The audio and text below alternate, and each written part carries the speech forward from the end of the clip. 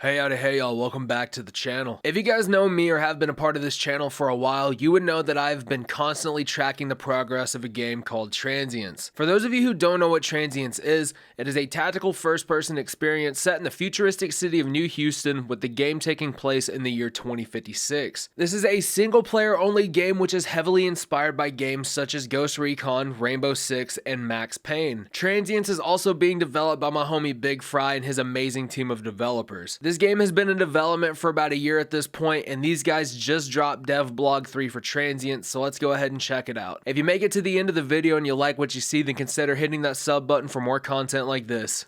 Okay, let's get into it. Fry starts off the Devblog by saying that the game has just surpassed 20,000 wishlist, and to encourage the game being wishlisted more, I promised Fry that if Transience sold 10,000 copies, then I would get a tattoo for Transience somewhere on my body. So, there's your incentive. The link to wishlist Transience will be in the pinned comment below. In the last Devblog, Fry and his team showcased a P90 inspired build they were working on, and in this Devblog, we finally get to see another SMG they were working on, which is inspired by the MP5 platform. In the last Devblog as well, Fry has mentioned that the team has been working on a Sega style shotgun and an F2000 style weapon as well. Well, I'm happy to announce that these two weapons are now ready for the animation stages of their development, and by Devblog 4, they should have the rest of the weapons finished and ready to show off. Cody has also been grinding away at the 3D modeling and working on weapon attachments for weapons, so Cody, Dustin, Frankie, Flo, I fucking love you guys. Keep doing great shit. We also get to see what the XM5 looks like, not only in a display environment, but actually in the game. It's such a beautiful weapon that I have no doubt can rip someone 2 new assholes without even trying. Frosty and Chris, who are the level designers on the team, have been going through and updating some of the assets within the environments. For example, they went through their warehouse map and added new pathways, and out in the forest they added a pathway that's inspired by an actual mural which is on display at Houston's Arboretum. I do want to talk about some things that come to mind when looking at the earliest build of their map called Server Room. The lighting and atmosphere in this environment looks fantastic and fluid. No complaints there. One thing I would love to see tweaked more is this sign right here that's on the screen now. When looking at the surrounding environment, it's very dreary and depressing, but the sign, I feel, is just losing that illusion and immersion with me just a little bit. You have a very minimal, rounded, stark white font choice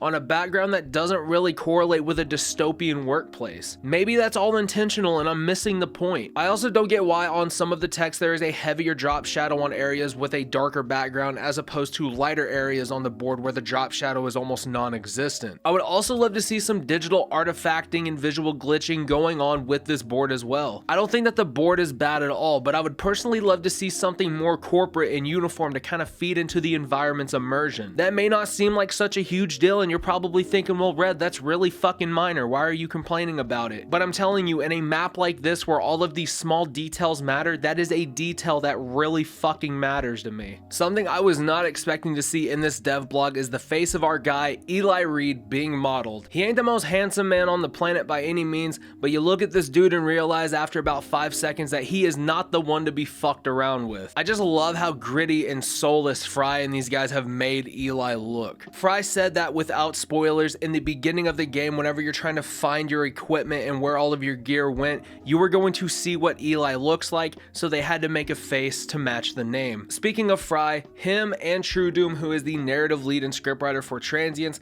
have been going through the environments and placing dialogue boxes, mixing audio levels, essentially making it to where no matter what happens in the environment, you're always going to be able to listen and become immersed in the story, and I think that's fucking genius. Moving forward a considerable amount here, Frankie has continued to work on the wrist gadget system from the last Devblog and has successfully tied the EMP gadget to the lighting, which means when the shit go boom, the lights and cameras in the environment go out for a brief amount of time. He's also been working hard on the body dragging mechanics, which was something that Fry and his team wanted to include since day one of the project, and as much as I'm happy to see it come to fruition, Fry and his team must be fucking ecstatic. Referencing to the last Devblog now, we got to see what the concept for the HUD and UI looked like. Fry was happy to announce in this Devblog that they have fully implemented the UI and that it functions animations great. Fry had seen my video regarding Devblog 2 and he explained to me why the ammo counter looked the way that it did and its functionality. And although I completely understand where he's coming from with his explanation, that being when you're in the middle of a gun battle, you can just take a quick glance and be like, oh shit, I got about half a mag left. I think that's fine.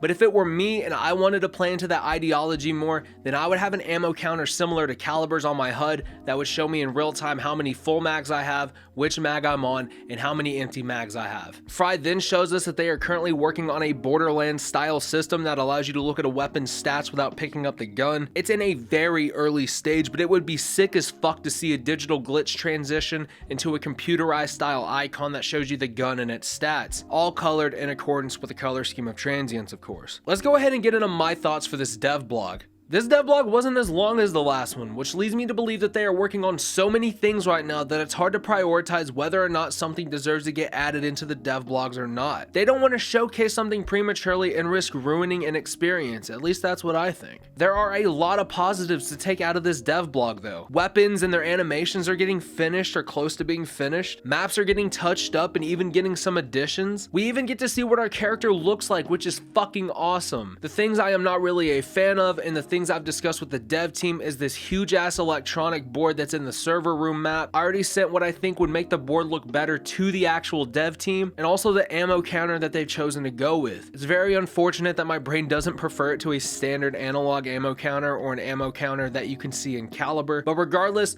the more and more dev blogs we see, the more and more excited I am for this game to come out. Again, I want to thank everyone on Fry's team, including Fry himself, for all of the hard work and updates he's giving out to the community. If you guys enjoyed the video and want to see more like this, then hit that sub button, that like button, and depressed Facebook that notification bell. And as always, my name is Redbeard Mortis. Take care of yourselves and each other, and I will see you guys in the next one. But until then, I am fucking out of here.